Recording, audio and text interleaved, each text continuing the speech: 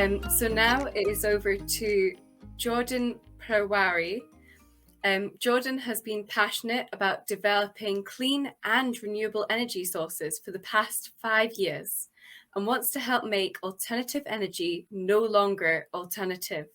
He's primarily been developing wind turbines, including turbines inspired by hurricane formation concepts. He has recently used these in reverse for an efficient fan design to conserve energy consumption from fossil fuels.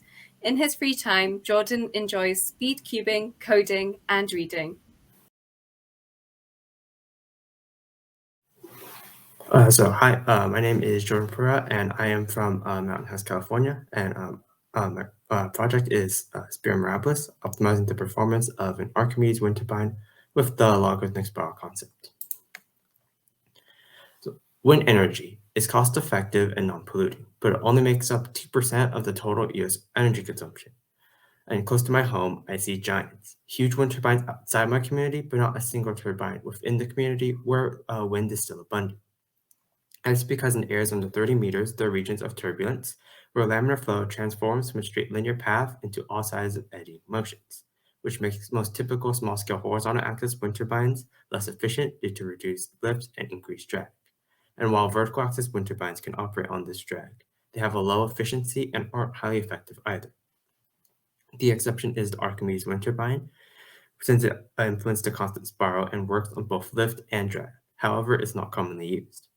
So inspired by the hurricane's naturally occurring logarithmic spiral, I attempted to implement the inverse of this concept to efficiently harvest wind energy from my community by creating my own new turbine design.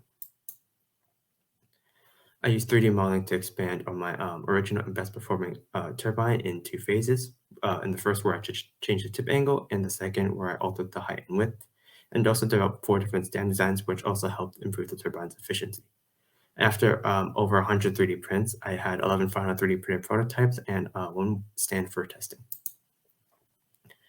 And after testing these 11 prototypes in different wind speeds and wind directions for over 1,085 tests, I came up with 4 key findings: optimal point, aspect ratio, stand design, and peak efficiencies. Number 1, optimal design variables are reached at the following values, and any changes in these variables will affect the curvature, surface area, and weight of the turbine, which will influence the quantum effect, its power, and its efficiency. Number 2, aspect ratios. In these flow simulations, I gained insights into relationships between wind velocity, pressure, and the aspect ratio, which I defined as the effective surface area divided by the sweep area. And the quantum effect and turbulence within the turbine affect the energy captured or lost, which is influenced by the aspect ratio, as shown here. The optimal aspect ratio here is achieved between 2.7 and 3, where I adequately capture the pressure from the turbine without much turbulence while benefiting from the quantum effect.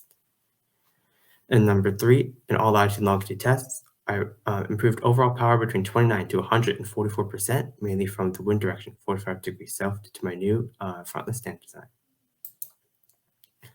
Number 4, peak efficiencies. All turbines peaked at 5 to 8 meters per second, with the peak efficiency at 45.3%, 17.9% higher than my original, and 10.5 to 22.7% higher than both of the commercial Archimedes wind turbines, although it does drop afterwards due to lack of a variable speed gearbox.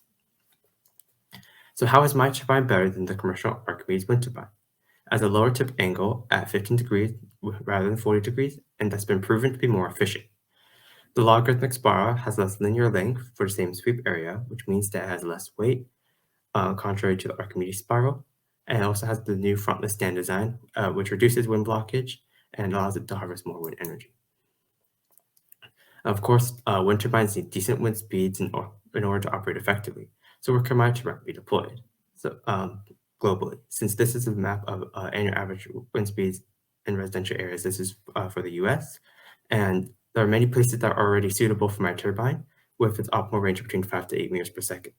And this allows for it to be have high adoption in both national use and globally.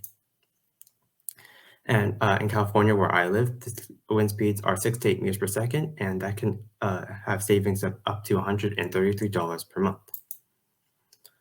So ideal locations for my turbine are in urban and suburban settings, applicable both locally and globally. So if my log with the wind turbine, we can make alternative energy no longer alternative. Here are my references, and thank you for watching. Thank you so much. That was fascinating. It's amazing the amount of thought that goes into the design and location of wind turbines.